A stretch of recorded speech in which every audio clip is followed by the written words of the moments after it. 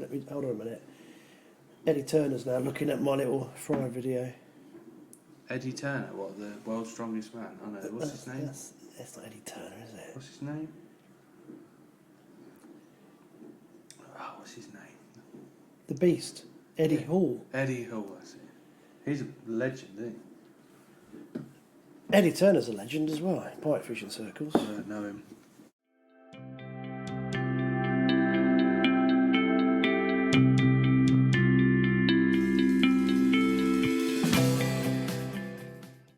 You are listening to Tales from the Tackle Shop. My name's Andy Page and my co-host is just simply Alex Bates this week. Brilliant. Like me. Plain and simple. I'm dim. But you got both your thumbs working. Yeah, not like my brother. That would be simple. Oh dear. Right, I've got loads of things I was going to speak to you about and I've completely forgotten what I'm going to say. Yes, first thing is people can now listen to us on YouTube. Really? Yeah. This is a fairly new thing on the Podbean platform. So I stuck last week's podcast on our YouTube channel. So every week, each episode will go on there. So that might make it easier for people to listen. Yeah. But ironically, if I'm telling them that now, that means they've already sussed out how to listen elsewhere. But they may spread the word. Everyone's different, isn't they? Everyone's different. Put it on their TV and then fall asleep after 10 minutes. Well, bizarrely, we had loads of listens to it on YouTube. Have you? We did, yeah. Oh. My headphones don't seem to be working. I don't know what's going on today. Today's been a funny day. Nothing's quite working properly. Nothing worked properly yesterday. Must be coronavirus. I think it's end of seasonitis. I think, I know, yeah, something like that. Everyone's getting... Some people are like, oh, I'm glad it's over, and some people are like, oh, you know, I'm going to go fishing. It's quite weird, really. The ones that have been out and done loads of it are a bit... And ones that haven't are like, oh, I need to get my fix, I think the weather's done me in. Yeah, I think the wind, more than anything, has proper done loads of people's heads in. I think the weather is just... I mean, it's been warm. We can't ask for anything like... we had a handful of frost this year, all winter, really. So it's not been cold. It's just the wind and rain. It's just... Ugh. Battered, constantly battered. It's horrible, isn't it? Yeah. It's horrible. Yeah, I think that's what's done me in. Anyway, talking of things not working properly, I don't know if I told you this. I had arranged to sit on the 16-foot yesterday with Raymond Field. Right. Bless him. He was there at 7:30 in the morning. I didn't think he was going to get there that early. So he phoned me up when I'm still having my round of toast in the kitchen. And I said, I'll be down there in a bit. So I got down there about 8, chucked my pipe rods out, just going through the motions. Didn't expect to catch anything. And we must have done 2 hours of recording for this. Really? So we did 2 hours, trim it down to about half an hour. And I got home last night and I didn't put the muffler on in the van. So we sat in my van with the door open and you just think, oh, it'll be all right. Feel every car going past. The cars were fine, it was the wind. Really? It was coming down the drain and slightly across. And you couldn't feel it in the van, but you could hear it all over the mic. And I can't use any of it. Ah, well, that's a good excuse to go out again, isn't it, really? Oh, I'm not sitting down there again. It's purgatory, mate. I didn't catch I it. see on Facebook he catches fish out of there. 8-pounder. Yeah, sorry, we're not all in your league, are we? Well, no proof of it yet, but we're not all in your league, are we? Are you trying to goad me? Well, I'm just saying. Let's show photographs. That would kill me. No, so that was a shame because Ray had some brilliant stories. There's some really... You know your picture of your car, your van, that when you went dike jumping a few years ago? Yeah.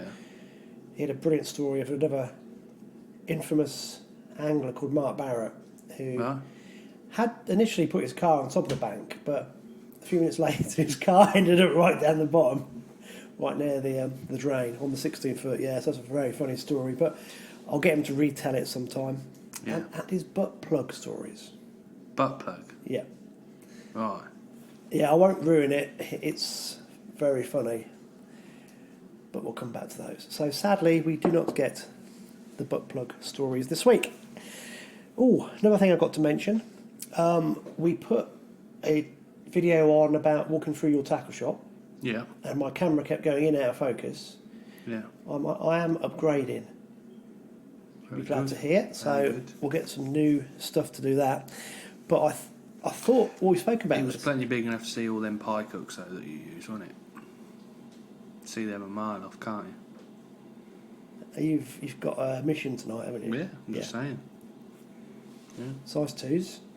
Small, scaled down then. I've got some size 6s, but they're a bit tiddly. Size 2s, you can't buy them off the shelf. They're like C. They're in the C selection, them, aren't they? Hold on a minute. Hold on.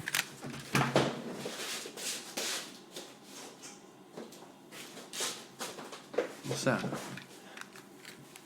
I was messing about this yesterday, just re-rigging it, and they're 1.0s.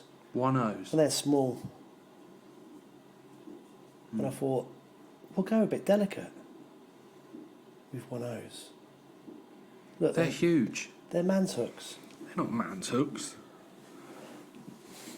What were you using Sunday? Size 26. Oh, I had to use a 26 to get a bite, mate, yeah. Believe it or not. Well, there you go. Man's hook, size 26, says it all. Right, They're what I was not going to say, though, before you distracted me, is when we did that walkthrough in your shop, Yeah. one of the guys put a brilliant comment up that he can't get to a tackle shop. And it's really helpful to see on the video what tackle shops have available. Yeah. So we thought, like, well, I've messaged you last week, and we're perhaps going to do a series of short videos of different things that you stock. So I think pole floats would be really good. Yeah. And we'll show what you've got, and then a second video of how to rig them. Yeah. And if we can get really organised, how to fish them and practically do it, that would be really good. So we're going to start picking different types of tackle, and if people want us to do feature on different things, they could let us know. Yeah. Then in the spring and summer we can start doing that. So that would be really, really I mean, as the good. weather warms up, different methods work, and feeders, for example. Good God, can you imagine doing a video on the feeders you've got in the shop? There's a place for all of them, isn't there? But that'd be really good. But that's the whole idea of doing a video, would be to explain why we have so many different feeders and what they all do. Yeah. Because you pick that one up and go, oh, that looks nice, but what does it do? How does it get bait into your peg different to the one next to it? Well, we'll do that. Yeah. Because we could do one of the different types of feeders, different setups, because there's so many paternoster, different, there's inline, helicopter rigs. Yeah. There's all sorts. Do you guys use a chod rig? No, we don't use chod rigs. No. There's loads of different rigs we use. Twisted loop rigs. Basically, all similar, but everyone has their own different take on it and how they work and stuff like that. Shock leaders and lengths, and it's a minefield just getting into feeder fishing. And feeder fishing has taken off massively. Yeah, I looked online and there's loads of videos of different feeder fishing's really big different now. competitions. Really big. Okay, we'll do that as well. But if people give us ideas, we can start to produce videos that people will see what you've got in the shop, and it will save them looking online and trying to guess what they need. Yeah. They can see exactly what it is. Or just come in the shop and we'll show you anyway. Yeah, but I mean, if they're not local, they can do that. That was good. Now, there was something else I was going to say to that. What on earth was it? My brain's gone. No, it will come back in a minute. Right, next thing. Sweden's in doubt. Well, yeah. With the coronavirus. I'm just hoping that Ireland won't be. When did you go? September. Oh, you'll be right for then. Hopefully. That's all I look forward to. 2 weeks in Ireland. Is that it? Yeah. Your whole year? Yeah. I work all year just to go to Ireland for 2 weeks. And then draw shit and then wish I could come home after the week. No. Get wet. Yeah, get wet. But no, it's mega out there. It's awesome. Awesome. You'll be right by then. But no, we think that... I've been in touch with the guys in Sweden, and 2 or 3 days ago they were like, it'll be fine. And suddenly they started having outbreaks. Well, not outbreak, but more and more cases there as well. Oh dear, I'm not sure what's going on. I know, it's all up in there, isn't it? Yeah. Right. Never mind. Next Still thing. go fishing. They reckon that fishing and golf are the best, activities to do if you have it, because you're out in the open and all this. As long as you wash your hands. Well, that's what I reckon. Anyway, get more people fishing, but yeah, wash your hands 20 seconds and then open the door and waste of washing your You've hands. got to sing happy birthday twice, apparently. Really? Yeah. Yeah. You know, happy birthday to me. Mm. It's my birthday soon, actually. Is it? Yeah, you better get me a big present. Mm. Next little thing. Nobody responded about my pike match rant, which means Obviously, you're on your own. one of two things. Either people agree with me, which would be understandable, or the only people that listen to us rant on are match anglers, Possibly. which is possibly true. Yeah, I mean, I had quite a few match anglers comment about it, come in the shop, and they're a bit like me, sort of sat on the fence a little bit, but can understand leaving the float to go and stuff like that. And yeah, probably just a little bit of organisation, a little bit thinking about what they're doing, and crack on. If that's what they want to do, that's what they want to do. Hey ho, we'll see. Yeah. Next thing, Alex, are the fish spawning yet? No. They're not spawning yet. The perch haven't spawned yet because they're little fat little footballers. I think perch, pike and trout are the first to spawn, and they're normally around like this area really. And then obviously general coarse fish, carp and all that. I think, don't quote me on it, I think for carp and that has to be around 17 degrees.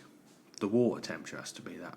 And I think the water temperature at the minute is probably about 3 or 4 degrees, if you're lucky. A friend of mine said it was 4.5 degrees last week. Yeah, so it might have gone up a little bit, but I mean, I know because I got in waders on Sunday and put on a platform and I thought, Christ, that is cold. It's colder than you think it is.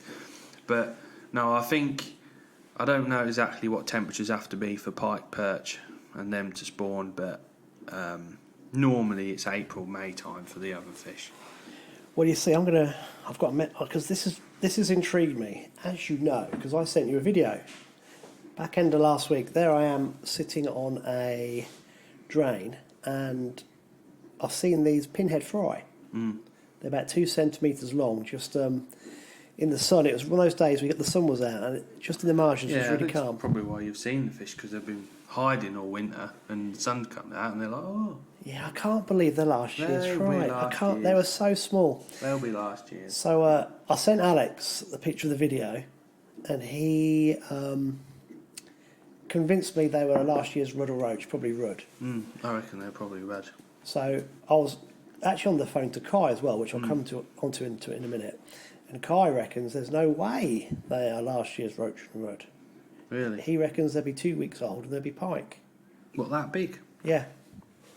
And he reckons this is why I'm backing my theory. Right. It's incredibly rare to see them like that. What, pike? Yeah, shoaling like that. Why would they be pike then? You don't. They shoal when they're small and fried for a safety reason, but you don't normally see them. So I don't know. So obviously, being the person that I am, I've kind of posted this on the Pike Anglers Club Facebook page as well. Nobody can really come up with an explanation. The only thing I was wondering, do you think the fish sometimes spawn twice? Yeah. Well, they go through the motions twice. I mean, carp are different to anything else, but I don't know, I can't. Could the roach or rudd spawn during the normal time and then have another go later on?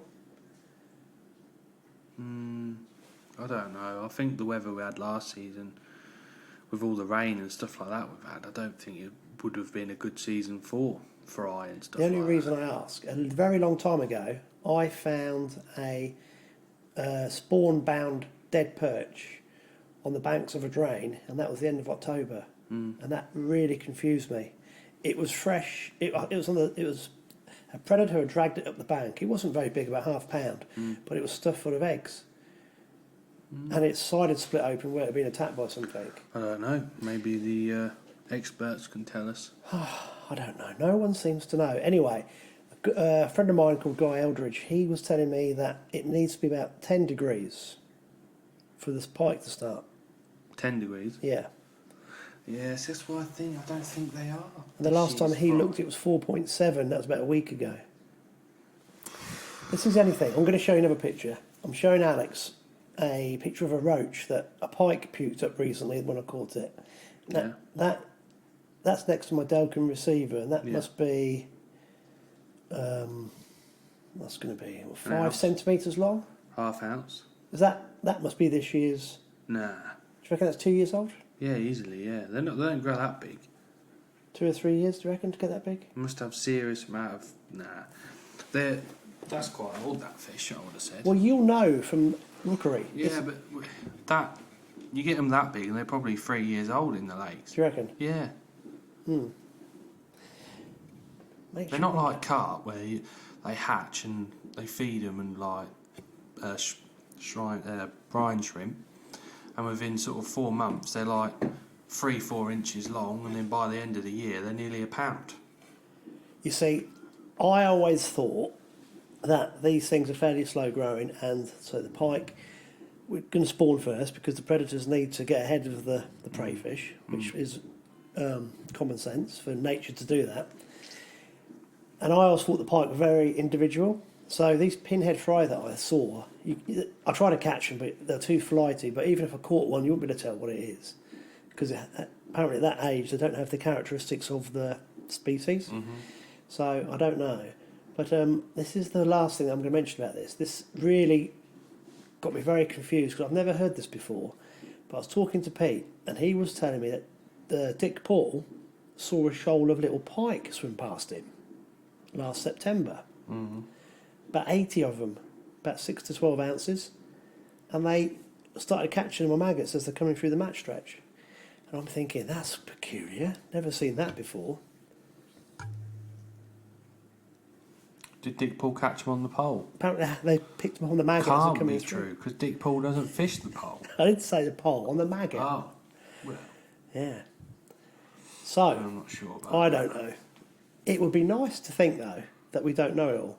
Well, we don't know it all. Clearly, we And don't. some of us don't know anything. Well, just guess, don't we? And what I saw on Sunday just proved the point, which I'll Right. come to in a minute. They're bigger than 2-week-old fish, them ones used on that picture. I haven't got a clue. I was so confused. I sat there looking at them for half a day thinking, what is going on? What are these? At first, Anyway, hopefully they all survive. Whatever they are. well, there's me chasing them down the drain trying to catch them in a big landing there. Yeah, I know what your game is. Well, I think you want them for dead baits later on, don't you? I'll have to stitch 57 of them together to make a bait.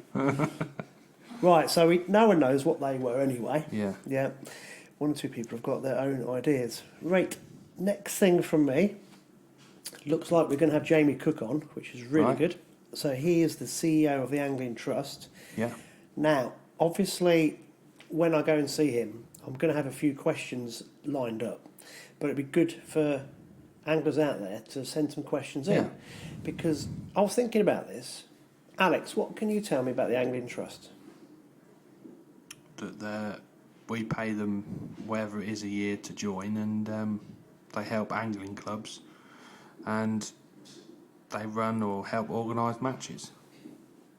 But I don't actually see what we get for our money. Obviously, they do things which don't get me wrong, but like the Vibe Agency locally, they show what they've been doing with our money, rod licences and stuff. And it'd be nice to see the Angling Trust, say, well, this is where this has gone, this is what we've done this week, we've helped this angling club this week, this is what you get for your money, and more people might go, oh, actually, I'm going to join. And because at the minute, it's just everyone's making their own assumptions what goes on at the Angling Trust. So they're not sort of showing their true colours, are they? It's like, well, why aren't they doing it? They must be doing something wrong. Well, you're exactly right, because Pete asked me the same question, and I kind of went, excuse me, I said, I'm not too sure, really. Yeah. I know they've got different sections. Yeah. Oh, dear. Like Fish Legal, which used to be the old Anglers Conservation Association. I think they got 6 different strands underneath them. Yeah. And they get funded by 3 or 4 different funding streams. But apart from organising major events and having something to do with national teams, I couldn't answer that question myself. So I think when we go and see Jamie, we'll get him to tell us exactly what the role of the angling trust is. And also, it relies on membership as well. So I would want to know, what am I going to get for my dollar if I join the angling trust as an individual? Because I know teams have to better compete in these national competitions. Yeah. So, I mean... As match anglers, we contribute a lot to that. You don't have a choice, do you? No.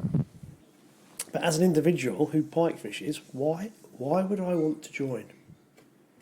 So... Especially when you don't like pike matches. Oh, don't start me off. Oh. Don't start me off. No, so they must have different roles that they do. They probably haven't canvassed it very well for a while. Because I remember when it first popped up, I'm sure John Wilson was something to do with it when it first started. Well, it's the old NFA, isn't it? God bless his cotton socks. Well, I don't know. Does the NFA come under... Is that one of the strands that comes under it? Who knows? We will find out. I know this guy is aware that it has an identity crisis, and I think he is trying to reshape it. So, good. Yeah, we'll dig deep. But like I said, if people have got any burning questions, let us know, and then we'll take those forward. Right, last little bit from me for the short term is Kai Jerem has been a little superstar. We're doing this river cleanup on the Sunday the 5th of April. We're going to do the banks along the old course of the Nene, and what we're going to try and do is start the bypass, or actually clean the river banks from the bypass all the way through to the coal sheds. Now I can't... All the old coal sheds. The old coal sheds. They're not there anymore, I don't think. But like the allotments ain't there anymore either. Or the stump. Or the stump. None of it's there. Or Pig Market Corner. Or Roach. Roach, no, they've disappeared and all. We'll come to that in a minute. Must be the same place where they are at Tid as well. They've all disappeared there, funnily enough. Oh, I know where they've gone. They've gone back down to the Nene and back out down towards the North Sea. Not all of them. When we were on the 16-foot yesterday, yeah. I've never seen it before. 3 cormorants just sat there, as bold as you like, on the far bank. Laughing at you, going, Just stood there, yeah. What are you fishing here for? There's no here. They were just waiting for me to chuck my dead baits in. No, they actually just stood there. They weren't bothered by the cars, the anglers, nothing. They're getting far too bold. Anyway, what was I saying? Yeah, so we're going to do the river cleanup on April the 5th, on the Sunday. Yeah. Kai, I'm waiting for him to email me, but I think he's got Fenland District Council, the Environment Agency and the middle level commissioners all involved with this as well. Right. And they're going to do the river part for us. What? On boats. Right. So they're going to go down the river and pick up the plastic on the boats. Yeah. Which will be really good. And I think, this is a bit I need to get him to confirm, that Fenland District Council will have 4 pickup points for us off from the bank on the Sunday evening where they're going to pick up the bin lines. Yeah. So that's really, really good. So Kai, you're a legend for doing that. But obviously we'll give more details as we get nearer the time. And we'll give more details of where the volunteers can meet us before we do the event. But Alex, you need to publicly apologise to somebody. Who? Paul Galt. Why? Oh, bless him. Paul has been brilliant. He's been offering his support for weeks and weeks and weeks and weeks. So I think it was last week. He messaged me and said, Andy, I can't do the Sunday, but I can do the Saturday. And I messaged him back saying, we'll do the Saturday because I think Alex said he's free both days. No. Then last minute, you let me down. So Some of us work Saturdays, you know. So I think what you should do, he wants to come and get a platform off you, I think, or a seat box. Right. So I think massive discount. It's already discounted already. I think you should. I feel really bad. Poor bloke. Yeah. And he is a legend. He's not a bad old boy, is he? He's top man. I feel really bad because I let him down. It's your fault. It's not my fault. So I think you can give him, Paul, if you go and see Alex in the He shop. can always go on Saturday on his own and pick some litter up. We can take a video of that. Who's that idiot picking all that litter up? Have you seen this man? Yeah, I was actually being sensible. Last seen in King's Lynn. Paul, I tried. Yeah. Anyway, we'll give people more details, and I think think we've got a few people volunteered already, haven't we? By the sounds Yeah, of it. yeah, we'll have a few people. So that'd be good. And Obviously, we'll get that Kai will sorted. be helping. Well, I think he's going to do the midweek. Ah. I'm not too sure what he's doing. He hasn't quite nailed his colours to the mast yet. Yeah. But we can get him sorted. Yeah. But I have something on the back. I've written down all my little ideas, and there was something else I was going to mention, but it will come to me in a minute. Okay, let's go back in time 2 days then. Yeah. So, Nina and Leighton went down to pick some stuff up from Specsavers, as you've seen this evening. Came back and said, "Oh, I think we've just seen Alex." I said, "Well, he's in the match." He said, "Just down there." She said, "He's got his waders on." I'm thinking, his waders on? What's he doing? So I thought, I've got an idea. I'll do a bit of videoing. So there I am. Yeah. Thought I'd come down and see you. Oh, you grumpy bugger. What was going on? Well, after being skylined all match, I thought, well, it won't make any difference.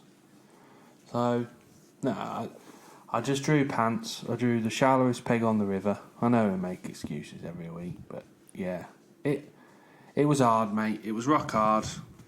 All that was left to catch was skimmers, an odd rudd where they just show up wherever, and a very odd roach.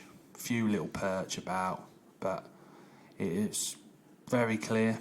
The conditions, wind-wise, was where I was particularly quite open there, and the wind would die and then come back up again. It was all over the place, which it has been for the last God knows how long. But with 60 anglers on it, we all were pretty much town end, if you know what I mean. There was a few pegs up by the allotment style, but it was weird. All the fish were really hard to catch.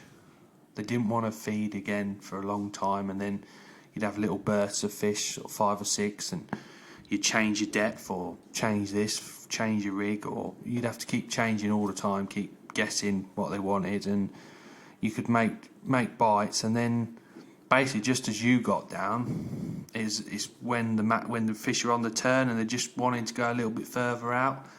And I knew that's what that had happened. The fish had gone across, but the problem is with the peg where I am, it's literally 12 inches deep from probably 10 metres all the way to 14.5 metres tight to the boat. So the fish, instead of going across, they just back away from you and go out your peg, whereas most of the pegs you're looking for 18 inches, like tight across. So you can catch fish in that depth water, and with it being clear as well, it was probably the worst day to draw a peg like that. But I enjoyed it. I had £12.11 or something like that, which everyone around me, some people packed up, most people caught £6 and £7.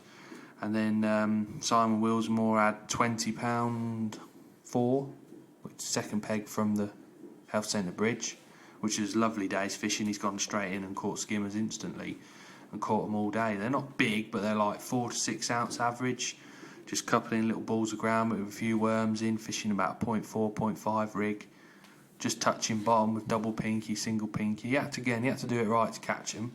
Smaller hooks than that, but they just live where they want to live. And before the match started, you could sort of say, well, where you got to draw, and you could pick the pegs where you got to draw, and pretty much within 2 or 3 pegs you can tell I was right, basically.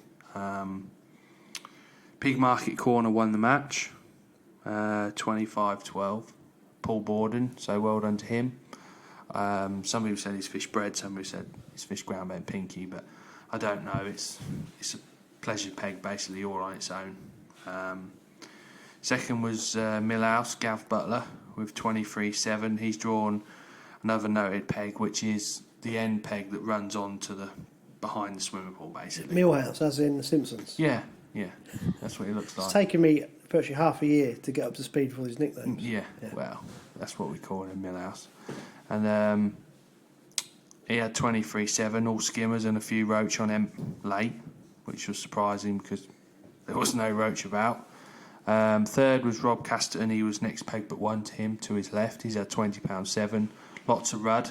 He said they were small before he weighed in. He said he got £15, £16 and weighed £20, but, you know, I can't talk. He had some nice skimmers in that. And then Simon Willsmore had £20 4, and Paul Constable wasn't behind the swimming pool this week, but he was on the end peg on the grass. So, you know, I don't think he's... Yeah. So, another boss peg for Paul, and had £20 too. Just out of the money was Epicenter Tom Moretti with 19.10, I think he had. Why'd you call him Epicenter? Because he's always on the Epicenter. He had 19.10, few rudd, well, some big rudd and some big skimmers, and pretty much that's what it was all the way through. Just little pockets of skimmers and odd rudd. You'd see like £6, £7, an odd £10, and then it'd go £20, and then it'd be like, apart from Wigston's Bridge where they caught quite a lot of fish, that was the most consistent bit. There was a couple of an 18, a 17, 16s. So yeah, Wigston's was the best bit to be at for bites. Going away from the health centre bridge, it just got worse and worse and worse. Cameron Hughes won that last section the second from last section with £3.15, and then Ian Young caught £13, just in the middle of nowhere, if you know what I mean, just skimmers again. So really patchy. Any big perch come out this week? No. I think Mike's fished for them again and not caught them. But well, it's clear the colour dropped right out. Yeah, I mean colour and everything would be ideal for big perch. But they probably feed in the half light. Yeah, probably, and I think a lot of them are, like I say, getting ready for spawning. Yeah. Hold on a minute. They're getting ready for spawning. Oh, yeah, they're getting ready for spawning. Getting ready. Changing your tone here. No. There's a difference between getting ready and spawning. So, yeah, they're probably getting ready for spawning. So, yeah, all in all, close match, you know, top 5 all over £20. You can't ask for more than that, really. Well, let's go back to you, because joking apart, being an old matchman when I was sitting there watching you, I could see what was going on. Yeah. It was really interesting because you said to me you tried short, but it hadn't worked, or the fish had moved out really quick. Yeah, so with March, you've always used to start short on bread, and you'd get a response straight away of the fish coming in your peg, and there's always a fast start. Whereas because of the amount of pressure that it's had, the fish just back away from you a lot quicker now. So you might get a run of 2 or 3 fish and then they're gone. But the key always used to be to try and keep your middle line going for as long as possible, because when you went across, you caught for longer. So you're not chasing them a bit further and a bit further, basically. So it's the peg I am is one of the widest pegs at March, and one of the shallowest as well. So because of that, the fish go out of your peg quite quick. So I was quite... Well, I saw that, because that's what I was going to say, because when I got to you, the wind was hitting that boat. Yeah. And at one point... It was coming from the side and then hitting the boat. It was coming from all over the place. Because there's a couple of times I had to laugh when you were picking the maggots out, or the squats, and one pouch full went about 5 foot right in the wind. Yeah. So you compensated. Yeah. And it went 3 foot left. Yeah. It was absolutely no way. And that weren't me being bad on the catapult. That was the wind. I just said, "Did you see that?" It was like curled. You go over there, and it went like right angles, didn't it? Yeah. It was amazing. But also, what was interesting, you had a spur, and I thought, oh, it's catching. I think you had skimmer roach. Yeah, not big skimmers. They weren't them. No, but it was... They were little skimmers. Because you had your float dotted right down to the tip. Yeah, the bite, you had to fish a fibre bristle. Everything was really negative. The bites really negative. Oh, they were horrible. Yeah. I was watching, and you had because if the float was dipping 4 or 5 times, they weren't taking it. No, they weren't bites. No, it was like the most bizarre thing ever. Yeah. And actually, when you had all it was literally like a rimple on your float. But when you had those 4 fish on the bounce, it buried. Yeah. And I thought, now he's getting it there on the feed. But you could tell that you had those fish, and you could visualise them scattering. Yeah. And like you said, because it was so shallow, they weren't going back towards that boat. They were going anywhere but away from away from you. Because you also then went left. Yeah, I started a new line. So I had 2 areas in my peg to sort of rotate, and loose fed over one and ground bait on the other, and basically, you just get an odd bite over your ground bait. You put some ground. You put a cup for him. Yeah, the flow changed, so I sort of basically started my match again when the flow But changed. the guy to the right did the same. Yeah. And I sat there, I didn't say anything. I noticed, I think I said to you, the ground bait seems to put them off. And the guy to the right, didn't catch anything on that line. No. He put ground bait in. Because I was comparing, Yeah. and I'm thinking, wow, the ground bait seems to have pushed him away. Yeah, I think ground bait definitely hasn't been right for a little while. It's been about loose feeding, but the point where I was in my match, that line was dead anyway. So it was a case of putting a ball of ground bait and then putting another section on, which when you left with like an hour and a half to go, I put another section on and I had a nice little run of fish again, and then again the same happened, so I put another section on. Before you know it, you tie it to the boat and you're looking at 8 inches of water, Yeah. and all you can catch is tiny little roach and tiny little perch.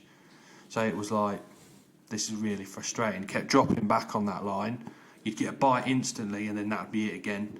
So I could see it. Just from that half hour sat behind you, I could see what the problem was, just from how things were occurring and you were trying different things. It was quite interesting just watching. If you noticed, I didn't even try and speak to you. No. Well, one, you were really grumpy bugger, but two, I'm not like that genuinely, you know.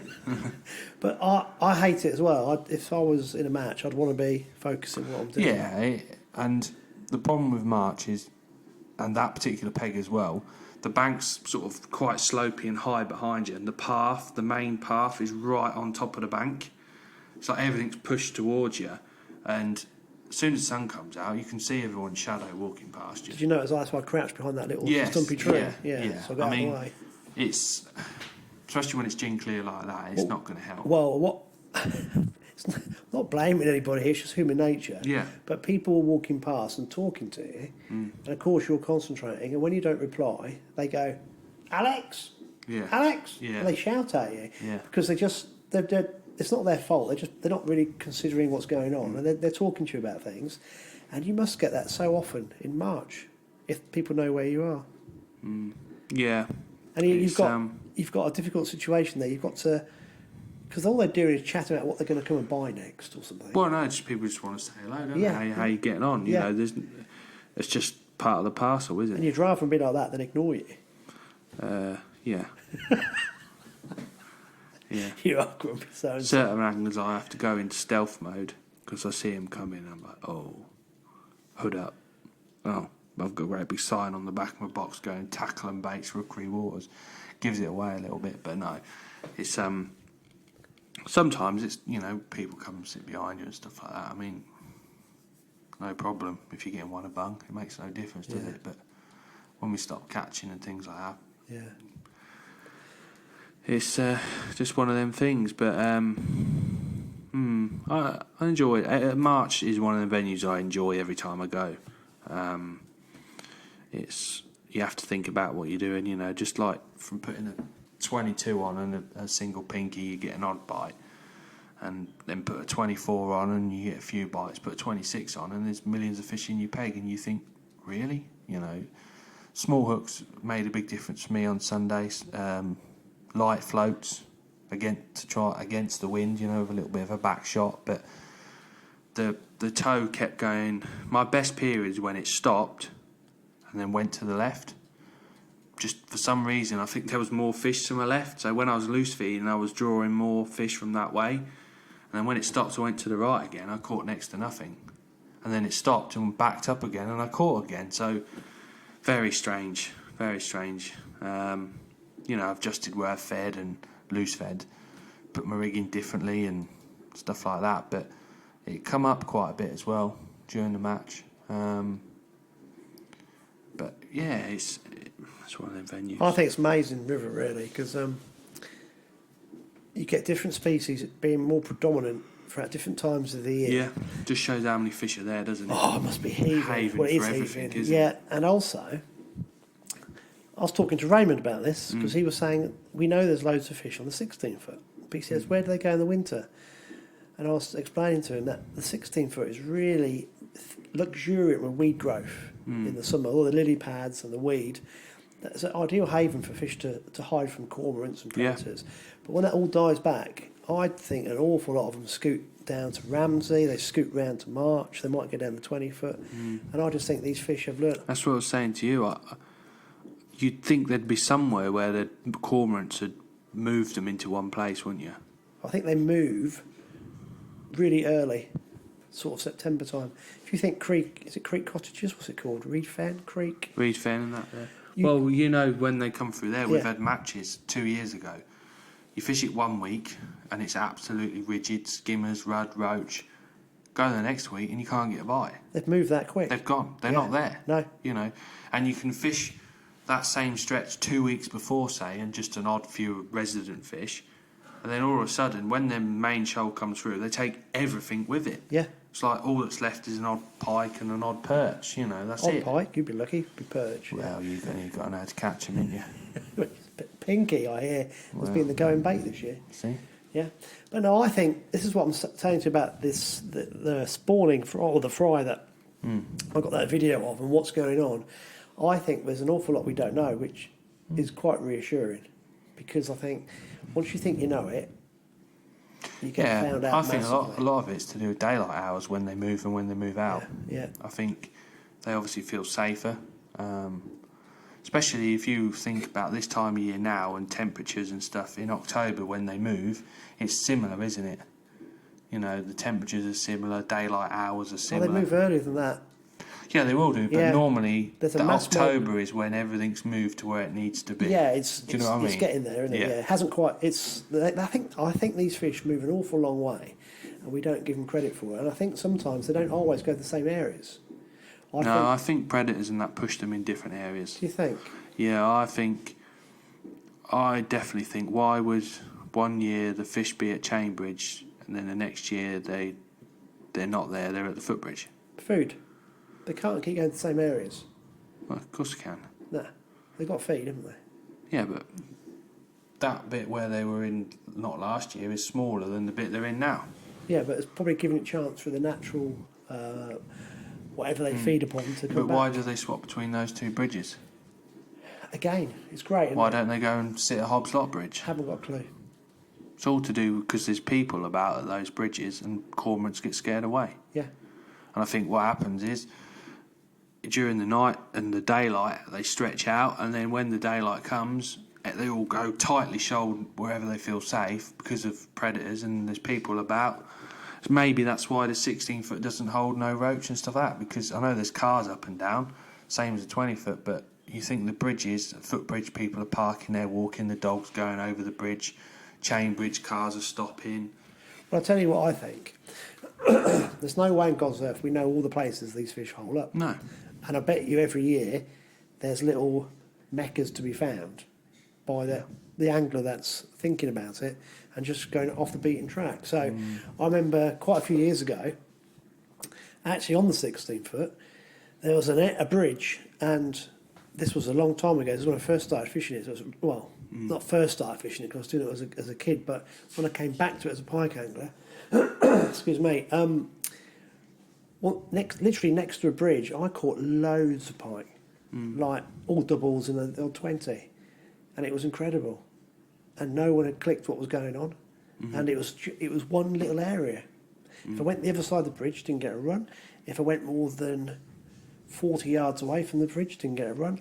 If I went within 20 yards of the bridge, I didn't catch anything. It was this little strip, and so I'd have rods all the way along, and those two rods would go all the time. It was incredible, and I don't know what was holding them, but it would have to be food, because it was December time. It wasn't spawning time. So I think at certain times that these fish, they don't always go to the same areas. Most do. So March has become really prolific, and they've learnt to come in. It always has been prolific, hasn't it, really? But this has been it's getting better and better every year, isn't it? £60 this year? That's incredible. Fish are getting bigger, but don't know. Because they're not there in the summer. There's a few. I think there's a lot of fish in there. It's like roach.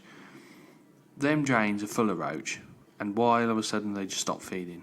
Because they don't want to feed. Something's not right for them to feed, or something natural is in the water that they're eating. I don't want to eat our bait. And it's the same. You can fish all summer. You might catch an odd few fish on hemp here and there if you really persevered on the drains with it.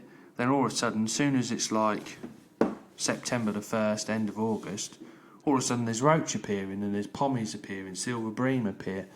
skimmers start to fade off, tench start to fade off, and all of a sudden these fish come to the party, don't they? It's like... You're not telling me that that river's got the same amount of fishing now than it has in the summer out there? I think there's a lot of resident fish in March, and that's why the fishing's getting better each year, because there's more and more resident fish. Where do these fish spawn then? All over. And are these fish mature enough to spawn? Yeah. Do you think? Yeah, definitely. What, the skimmers? Yeah. Oh, yeah. I don't know. This is. I find this absolutely fascinating. Oh, I've got a real frog in my throat. That river is full of bream in the summer. Yeah, proper size bream. Yeah. Like, They're there now, but it's like the 20 foot. In the summer, there's bream all the way along it. You can, in the sun, you can drive along it and go, oh, there's bream, there's bream, there's bream, there's bream. Oh, there's another bream. Where do they all go in the winter? They just don't feed. we need to have a day out on my boat. Yeah. It's an eye-opener. Yeah. When you think how many matches there's been on 20-foot chain bridge in the summer, you go there, cut a little hole out in the weed, chuck a bit of bait in, go the next day and you'll catch 10 or 15 bream just by doing that, right? So in the winter, everyone's chucking a gallon of bait in and kilos and litres of ground bait, and there's not one bream caught. They can't be there. No, I don't think the big bream are in the match. They're not feeding. They're not there. No. But they'll be somewhere, not in a shoal, not feeding. It's like all the bream sit together, all the roach and rudd and so sit together because they feel safe. But it's like the tench. They don't really shoal up that much. But when you look at Tid this year, they have shoaled up early. That's bizarre. Which is strange, isn't it? Yeah. Normally they shoal up ready for spawning. Like you could say, where the conifers used to be above the footbridge going towards Hobbs Lot. You could go there now this week, and there'd be 8 or 9 of it, and you'll catch 10 tench. But have you seen that massive weed bed that is there? Where? Hold on a minute, I got confused. Weed bed? No. I'll tell you where the guys used to catch a lot of tench. You know the bypass bridge? Yeah. Fifth or sixth peg back towards the footbridge used to be a bank of tench area. Bypass bridge? Yeah, on the 20 foot. You mean the Hobbs Lot bridge? Which one's Hobbs Lot? Main road bridge. Yeah, back Yeah. towards the footbridge. Yeah, well... There is a huge weed bed. Yeah. It comes up and it goes... Yeah, well, you can see things nesting it in the summer, about can't 400 you? yards. It's where the long. wires go across Yeah. there, yeah. They got that house on the far side. Yeah, that's it. Well, back towards the footbridge more, where the old March bailiff used to live, there was some conifer trees, and used to fish there at this time of year and catch loads of tench. You didn't need to do much, just turn up evening, like today, for example, chop worm and cast, and you catch loads. They'll still be there. Well, they haven't been there the last 3 years. Bob Fitzjohn goes every single year religiously, and the last 3 years he hasn't caught any. Really? So where are they gone? And he is Bob Fitztench. You know, he is the man. If he can't catch them, they're definitely not there. Yeah. Um, And so this is what I'm saying to you. I think this is amazing because we don't know it all, and there's so much to learn. The last 3 years of fishing the 20 foot, the tench fishing hasn't been very good. You do get tench are so and so's for you getting classes coming through and dying off. Yeah. We saw this on Sywell Reservoir. Yeah.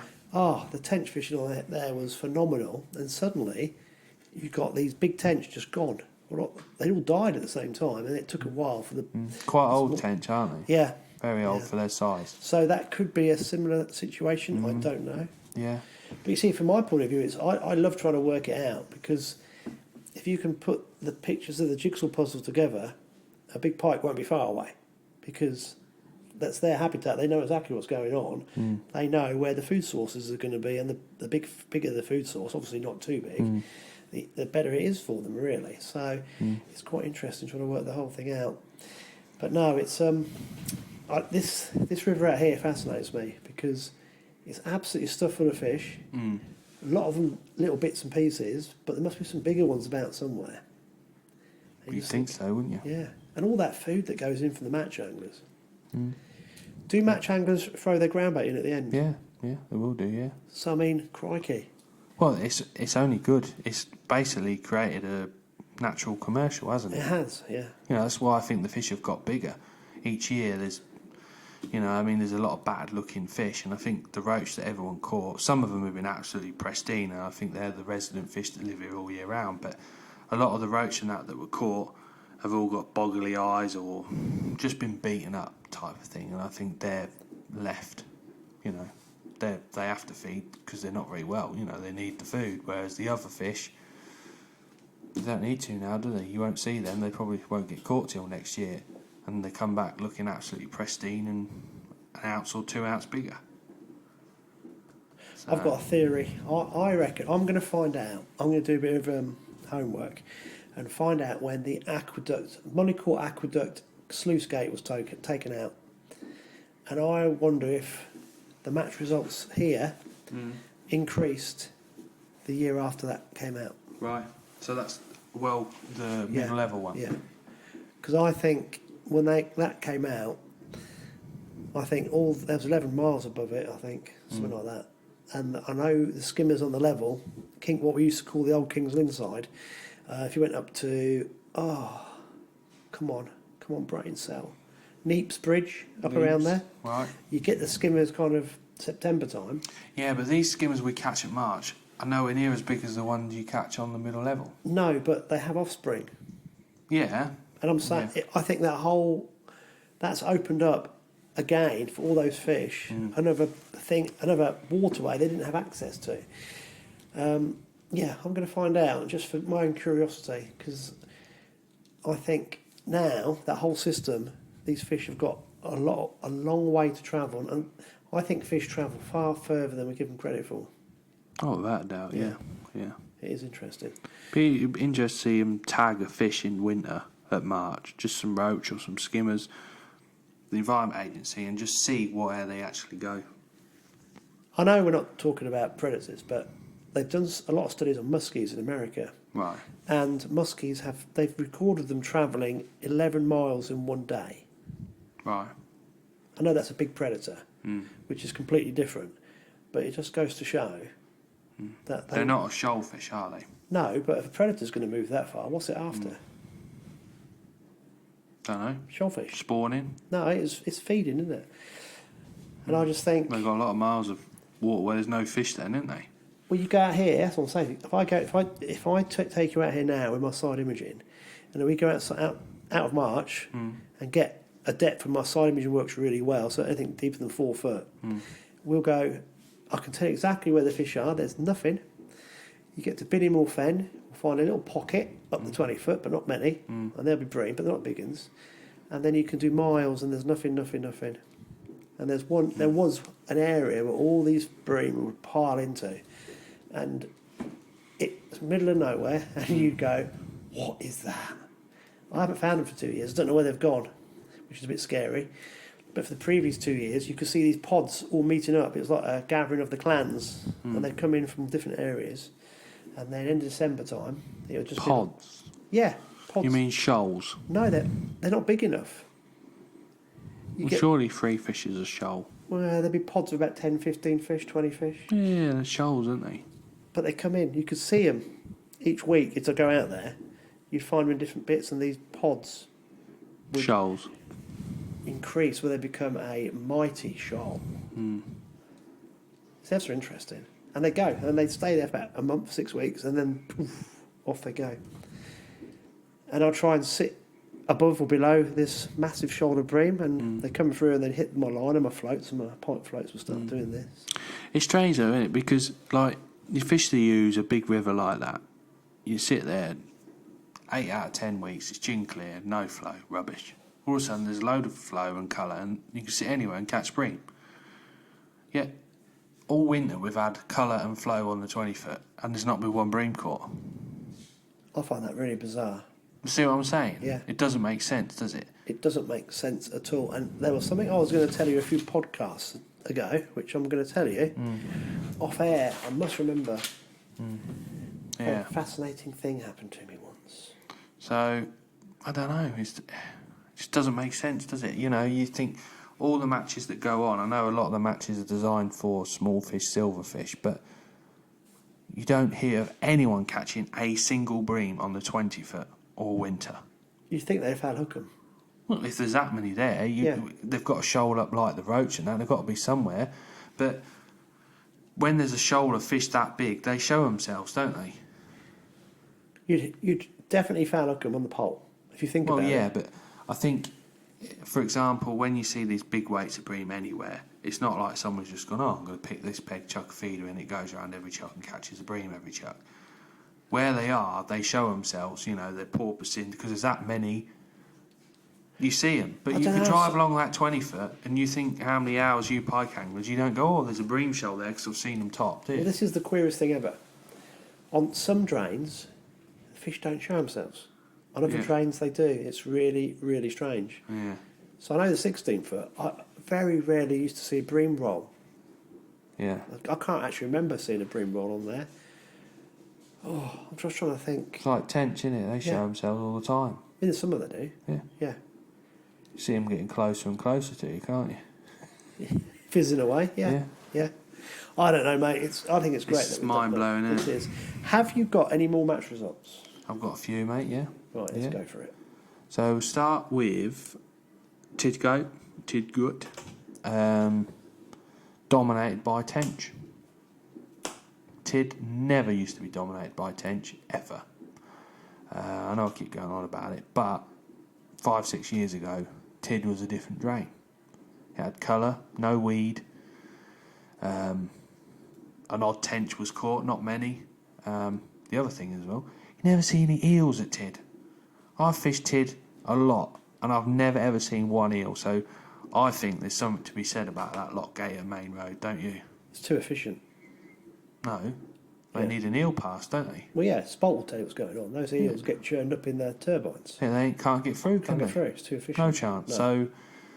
So, if them eels can't get through, there's no way bream have gone into the tidal, is there, that people think when they've disappeared? No If chance. they have, they've gone in bits. And Them pieces. bream are still there.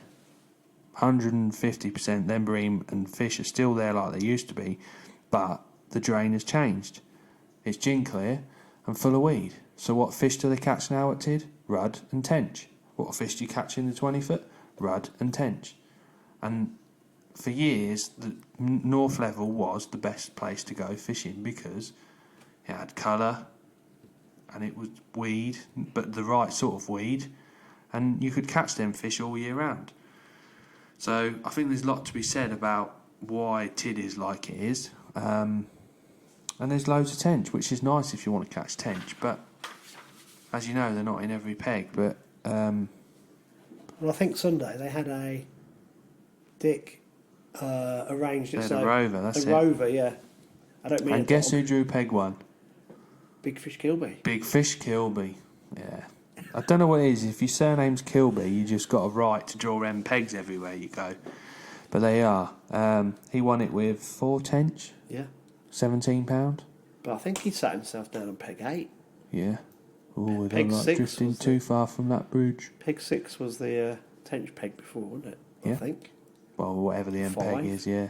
Yeah. Yeah, so anyway, Big Fish Kilby won it with £17. And I think the old squat man was second. Next peg to him, he had 2 tench for £10 or whatever. And in the week, Dennis Houghton won it. Did he have 4 or 5 tench? I think he had 6 tench, and your man Pete Emery had 4, but his were monsters, weren't they? Yeah. That's I think right. Pete had £29, and the other guy had £36. Something like that. Yeah, they were big old tench that Pete had. So you must have given some pointers on your day out you had with him. Oh, I Yeah. told him where to go. Yeah, What to do. yeah. So that's Tid. 12mm boilies, Yeah. tutti frutti. Whittlesea AA had their usual Saturday match at Beggars Bridge this week. And, believe it or not, John Taylor, 118, won it with 12 million fish this week for £25.4. So, well done, John. Well done. And runner-up was Jeff Tuttleby with £18. And Martin McHugh, I think that's his name, with £15 too. So Beggars is still producing the goods. Plenty of Are small they fish. really small? According to John Taylor, they are, yeah, but they don't look that small in his net when he takes a picture. Put it that way. So yeah, if you want plenty of bites, go on Beggars Bridge. It's solid. Some nice fish. The following day, the Castaways had a match on there, and £30 a roach won it. Ooh. On the hemp, on the seed. So something a bit different. Moving back to Ramsey AC, Sunday there was on the Narrows, which the Narrows is always a brilliant tench venue this time of year. NPEG Paul Kilby, Andrew's brother, won it with £43.15, and that was 10 tench. Ooh. So lovely days fishing. I think Paul's been busy doing his house up, and he's turned up for the last 3 Ramsey matches, and he's won all 3, and he's drawn NPEG all 3 times. Oh, it's the magic hand. So as you can tell, the rest of the anglers are rather frustrated. So like I say, if your name's Kilby, you'll draw an MPEG every week. So I might change my name. Runner-up was Dave Norville with 11.01, and then there was a £10 off the next peg as well. So a few bits and bobs there.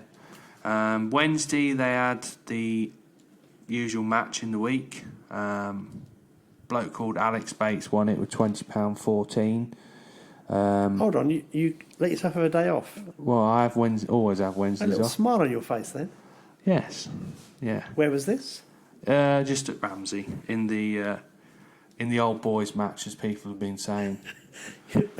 Yeah. So they said, "Am I the new John Taylor?" And I said, "No. I've only fished one of the old boys matches." So, but yeah, I really enjoyed it. I had a lovely day's fishing. It was nice just to go fish baits, a little bit different. Is that somewhere near where you were? Look at the bank. Yeah. Yeah, I thought so. Yeah. Yeah. And That's why, isn't it? what? Probably. I never see any of them, but I had a lovely day. Just all I took was casters, hemp, and big maggots. No ground bait, no pinkies, no squats, no small hooks.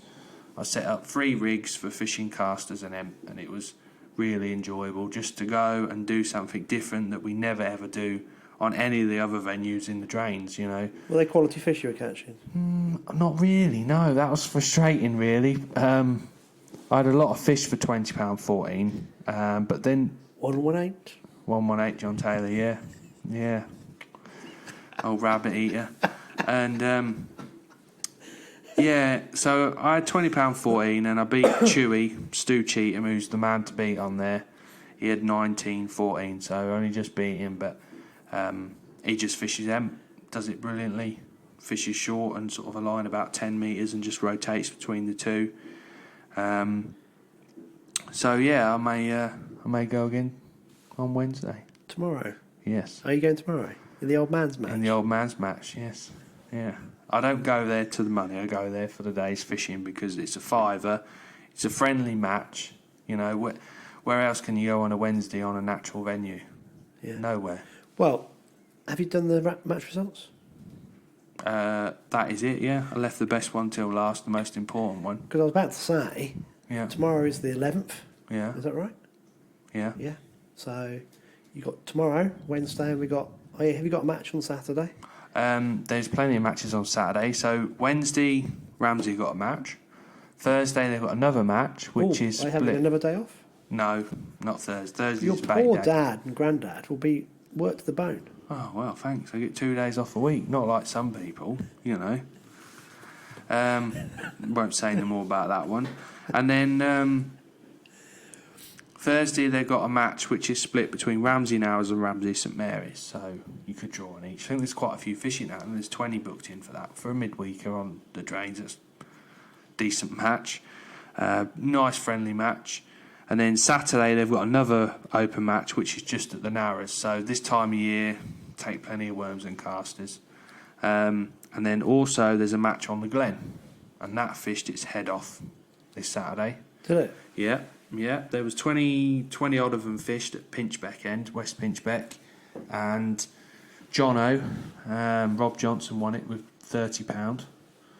There was 3 other £29. Fished its head off. It's nice fishing in the Glen. Quality as well. roach? Yeah, all different sizes, you know.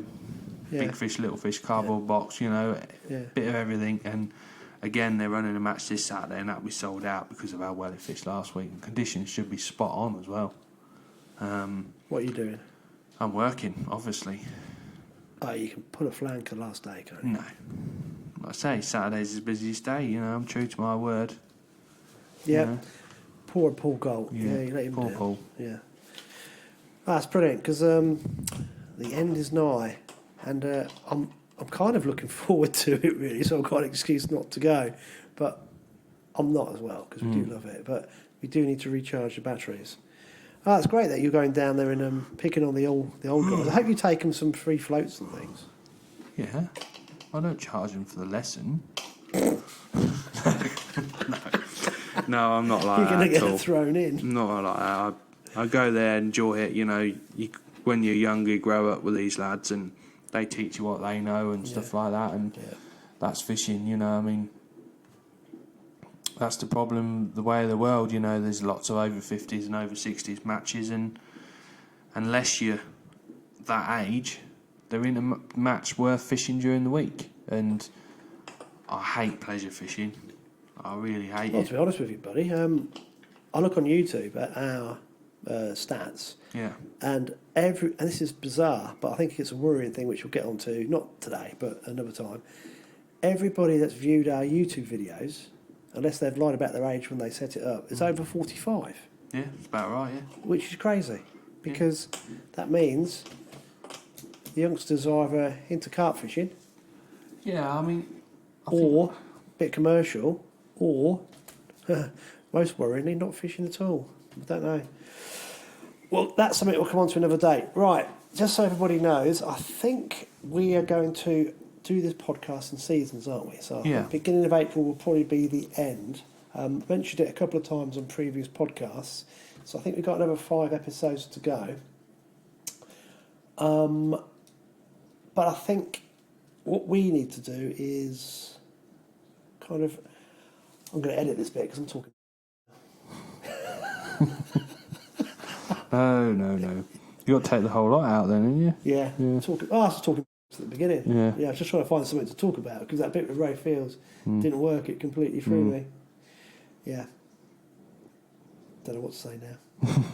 Is there anything you want to say to finish it off? Not really. It's just been sort of a catch-up week, hasn't it, really? A few bits and bobs talking about March. Yeah. So, getting ready for the warmer weather and hopefully more people on the bank, really. I think what we'll do next week's podcast, part of it, we'll do a summary of our good bits this season. Yeah. And I think if we try and get together and have some targets, individual fishing targets for next season, because I should imagine you have team and individual match targets.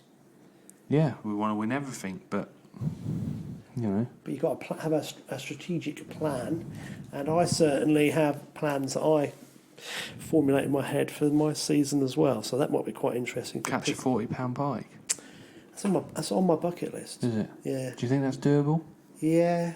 Got to you've got to sell your soul a bit and be very lucky. Realistically, I'll talk about it next week, but there are one or two places where if you could, you could. Dream venues. No, I don't even want to fish them. I've fished one of them a bit, and it's not treated me very well. But that's the luck of you just got to keep going. But its sister water was one we knew about. Oh, you should have seen a few years ago. I've seen a picture of this pike. It was a British record that's never been claimed. Really? Monster. It's really well known about now, but at the time, if I'd have been a bit more he who dares wins, I'd have poached it. But Question for you. Yeah. If you caught the British record, would you claim it? Yeah. You would? Yeah. And would you say where it come from? I've often dreamt about this. Because they've changed the way you claim it now. You need 2 witnesses. Right. And you can't weigh it on a boat. Because you can't get an accurate reading on a boat. Right. And the waters where it would come from would be where you'd be on a boat. Yeah. That'd be a trout resi. We know that. Yeah. Not 100% definitely, but it would be. And it'd be a private trout reservoir as well. So... What about, a lot of, places like a Boddington or these big commercials that are now that are heavily stocked with Perch. carp. Oh, Big perch. not only perch, there must be some monster pike in there as Yeah, well that must never be. ever get fished for. Because when you think about it, they're living in heaven, aren't they? Yeah. They're living in a massive lake full of roach, carp, whatever they want to eat, and never get fished for. But I should imagine the fishery owners do what you do. What's that? And you've got to net the water every now and again, haven't you? Yeah, but how do you net a venue like Boddington or suppose Drayton so. or somewhere Yeah. like that? You can't, can you? No. Well, do the water levels ever get drained down to a point where they can? Not really. No. Not really. Not to be effective to net it, but Somewhere in the country there'll be waters. They're normally overstocked, fairly small trout fisheries that will have one huge pike in it and a few jacks. But it's knowing where that is and getting onto it first. yeah. Because it's like a it's like a really fat, overweight person, a massive trout water pike. It won't last very long. It gets caught a couple of times, it dies. So if you're the first one to catch it, you've probably got a very good chance of it being at its maximum weight. But they're kind of like they're kind of like waters that you fish 10 or 12 waters, and one of them's brilliant. But just trying to get on one of these waters is really difficult. You have to know somebody who knows somebody who knows somebody who knows somebody, and try and do it that way. I've had a go in the past, but it's just you spend so much time following dead ends. But that's part of the fun. Yes. I suppose to get the bigger pike, you have to find venues where there's not so many little pike. Big pike thrive on neglect, and also you want an imbalanced fishery. So the fen drains used to be really balanced, and you very rarely heard of a pike over 25 pounds coming out of drains because the pike fishing was really good. Yeah. Caught loads of doubles, but it was like a pyramid. So you had this balanced fishery. You want a fishery where something's happened, whereby there's been a big pike kill. So either one or two big ones have survived and have got no competition, or you want it whereby there are hardly any pike in the fishery, and the ones that do come through, again, have got no competition, and then they'll grow quick, and then their offspring will grow quick, and you'll get this abundance of big pike. So the River Thurn is a classic example where they have primesium outbreak. Right, yeah. The shoalfish tend to flee when a few of the shoalfish start to die. That's why they shoal, isn't it? One of the reasons they can escape the algae or the pollution problem, the primesium problem. And the pike, though, because they're very solitary, they get caught up within it and die because there's no way they can pick it up. So the thurn fish tend to be genetically a lot bigger than the bure fish. They're bigger headed. Really? But yeah, they're completely different beasts. And that's why the thurn and the thurn system has historically always thrown up the bigger pike than the bure. Because there's a lot less of them. It's an imbalanced fishery. They have this... So many skimmers in there, isn't there? There's natural occurrence, yeah. So many. I love that venue. It's awesome. Potter Heigham.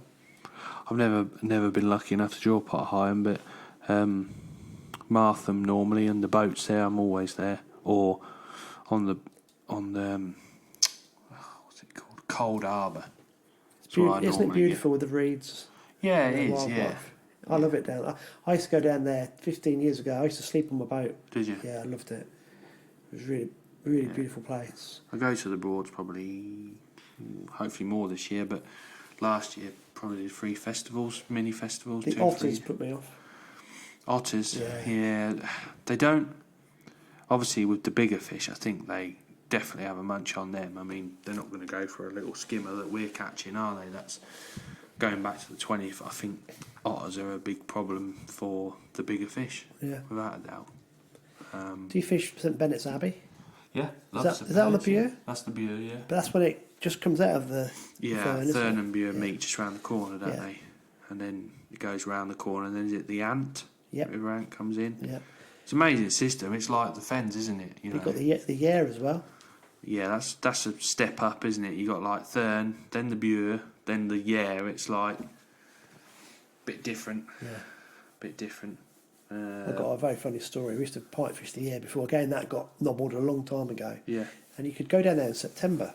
Yeah. Which is like crazy, really, because it's a lot deeper and had a big tidal push. It was great early season. And I used to take this guy with me called Alan Ward, he's a lovely guy, Alan, very prim and proper though. And we'd be sitting there chucking out deads just stuck in the side, and along come a cruiser that'd been out from the sea, coming from Yarmouth. And there's like these big gin palaces, these big, they're not like narrowboats, they're massive, big cruisers, and there'd be women on the front decks with their topless, sunbathing, and no, that's you, Adam would be sitting there going, "Oh my Lord, look at that." He goes, "I've been pipe fishing in some places, but I've never seen that before." So obviously I get my binoculars out to look at the wildlife, and and then you get an irate bloke on the boat doing that. Keep you occupied though. Yeah. But we'd sit there also, and then you'd have the water skiers come down. Yeah. Incredible river, really. The amount of traffic it has in the summer. But again, had a massive salt pollution, didn't it? Yeah, they all do. Yeah. Turn every single year.